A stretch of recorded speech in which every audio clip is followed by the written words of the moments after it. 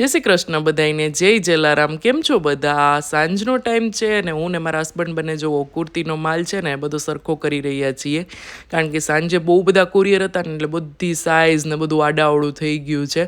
અને કાલે અમે જઈ રહ્યા છીએ મામા મહિનો કરવા માટે મોરબી. તો મોરબીના કે આજુબાજુના ગામના હોય ને એ કમેન્ટ કરી દેજો, અને તમે જઈ આવ્યા કે પિયર કે બાકી છે એ પણ મને કહેજો. અને ફાઇનલી જો બેગ પણ કાઢી લીધા છે, કારણ કે આજે આખો દિવસ તો છે ને ઘી બનાવ્યું, ફ્રીજ આખું સાફ કર્યું, એટલે કે આમ ખાલી કરી નાખ્યું. અને કપડાના લોડ હતા ને તો એ પણ આપણને એમ થાય કે સાથોસાથ સંકેલાતા જાય કપડાં, તો એ બધું ચાલ્યું. અને પાછા કુરિયર પણ બહુ હતા એટલે કંઈ ટાઈમ જ નથી રહ્યો.